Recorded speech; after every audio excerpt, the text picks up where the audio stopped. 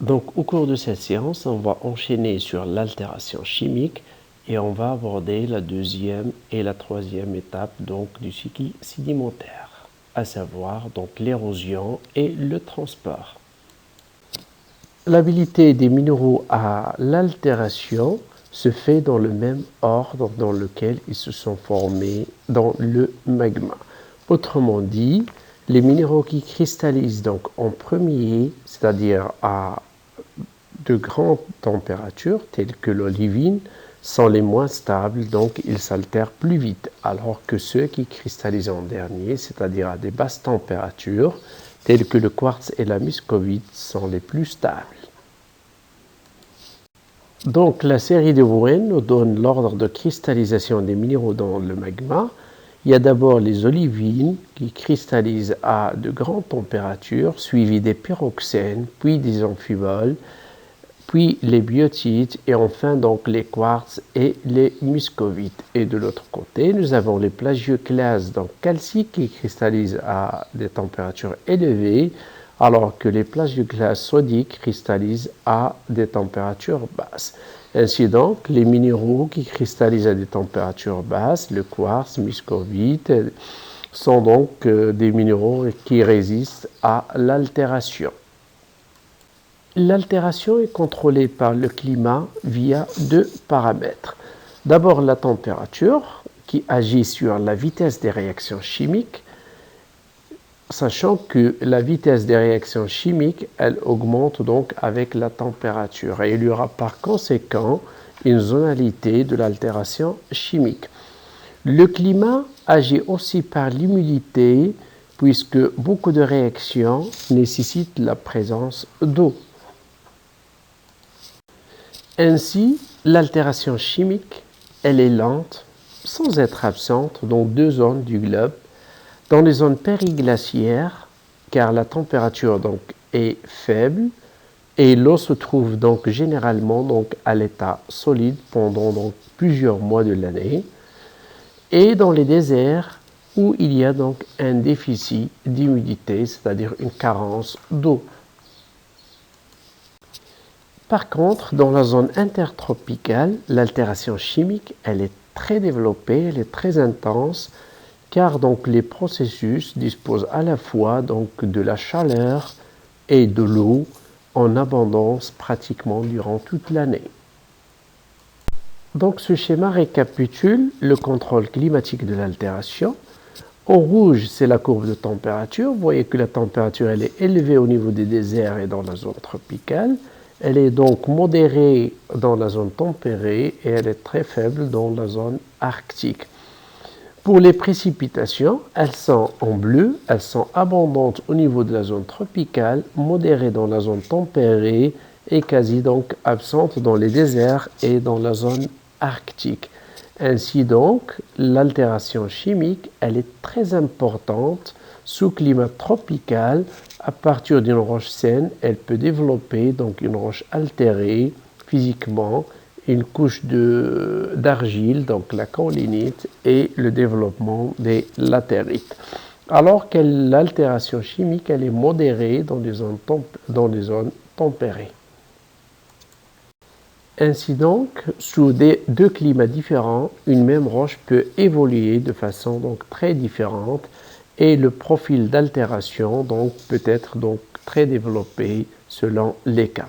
Donc dans un climat tropical, l'altération chimique elle est très développée et conduit à la formation d'un certain nombre d'horizons, alors que ce climat tempéré, l'altération chimique elle est très modérée et seule la partie superficielle de la roche granitique qui est altérée.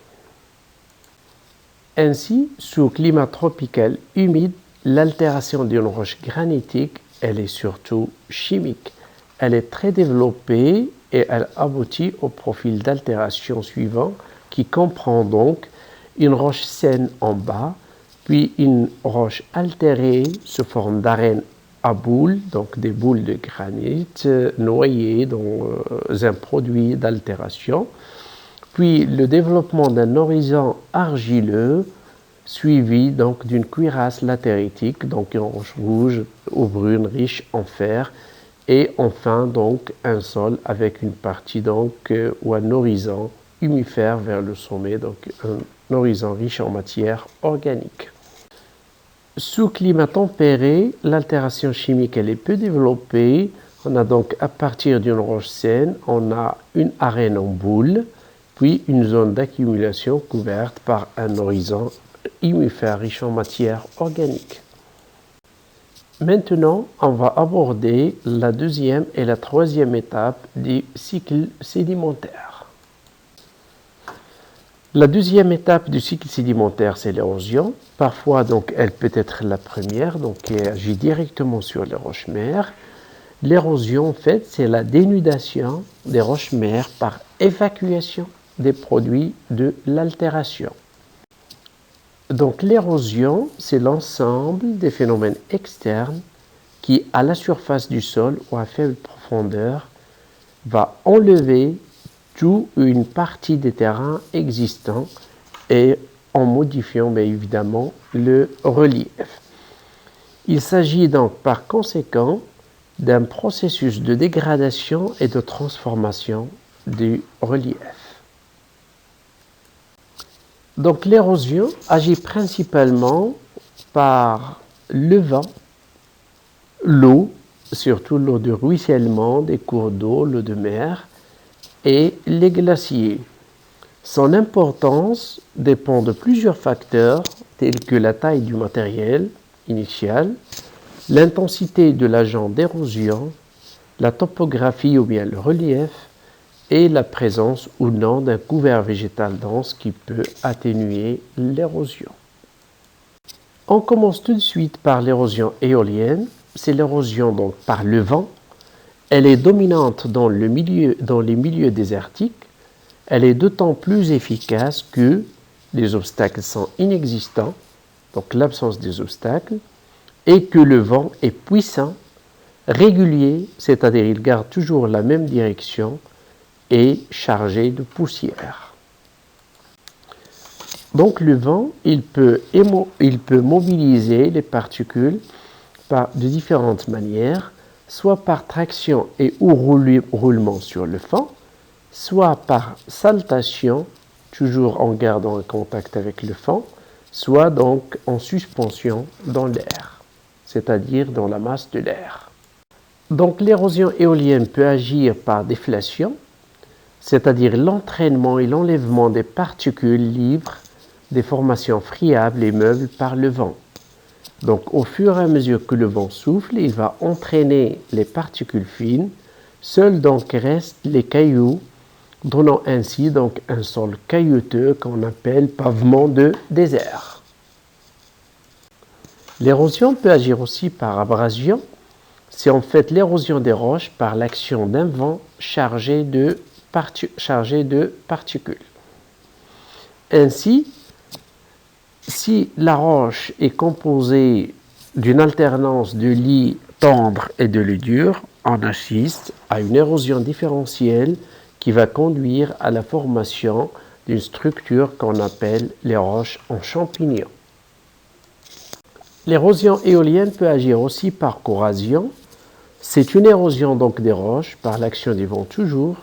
Ces vents sont violents, fortement chargés d'agents abrasifs, donc fortement chargés de particules, et qui sont issus d'une direction dominante, c'est-à-dire ils gardent donc la même direction pendant une longue période, ce qui va délimiter des buts allongés qu'on appelle les yardangs.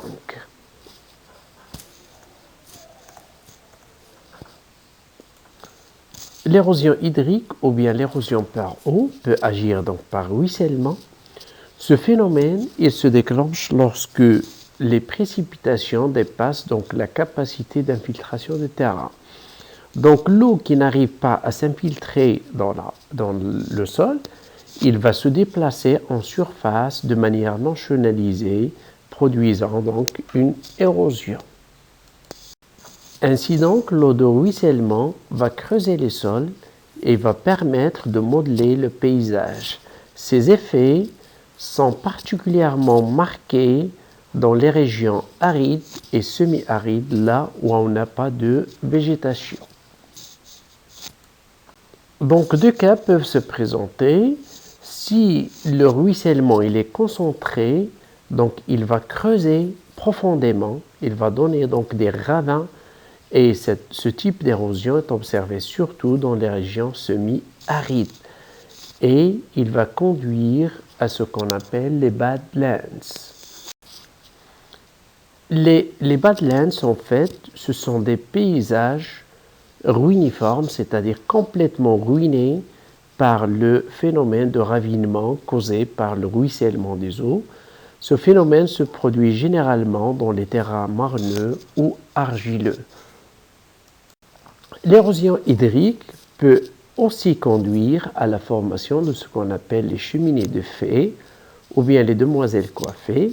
Ce sont en fait des colonnes naturelles de roches friables surmontées donc vers le sommet par une roche plus résistante.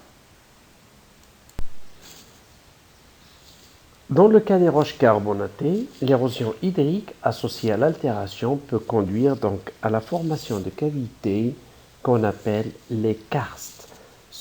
Ces karstes sont la résultante à la fois de phénomènes de ruissellement et de dissolution en surface de la roche et de dissolution et circulation en profondeur. L'érosion fluviatile, c'est la plus importante. Elle est donc particulièrement intense dans la partie haute d'un cours d'eau, c'est-à-dire près de la source, là où l'énergie du courant est très importante. Elle peut creuser des vallées en V ou en U en fonction de la nature de la roche. Donc, elle peut conduire à des vallées en V dans les roches meubles, c'est-à-dire les roches tendres, et à des vallées en U qu'on appelle aussi des gorges dans le cas des roches consolidées, c'est-à-dire des roches qui sont dures. L'érosion peut se faire aussi par l'action des vagues et des courants marins qui sont donc des agents actifs à la fois sur les rivages, c'est-à-dire les côtes, et aussi en profondeur. La principale forme d'érosion marine, c'est les falaises littorales. Et on en trouve aussi donc des encoches basales et des plateformes d'abrasion.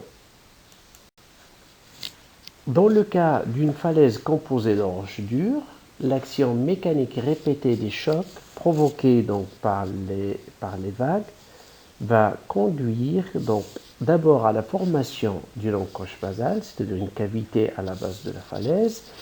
Cette cavité va s'approfondir progressivement au fur et à mesure de l'action des vagues et va donc se terminer par l'écroulement des roches en surplomb. Donc ici vous avez une falaise littorale qui va être donc soumise à l'action mécanique des vagues. Donc cette action mécanique va conduire à la formation d'une cavité basale appelée encoche, donc au pied de la falaise. Donc sous l'action répétée des vagues, cette encoche basale va s'approfondir progressivement et va conduire donc à un certain moment donné à l'écroulement des roches en surplomb. Donc l'écroulement répété de la falaise va conduire donc au recul de celle-ci et à la formation d'une plateforme littorale, c'est-à-dire une partie plate devant la falaise. Dans le cas des roches tendres, les falaises donc, vont s'écrouler directement sans formation d'encoche basale.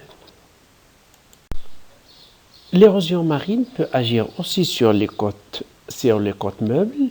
Ainsi donc les matériaux d'une plage sont constamment mobilisés tantôt vers les côtes, tantôt vers le sens opposé.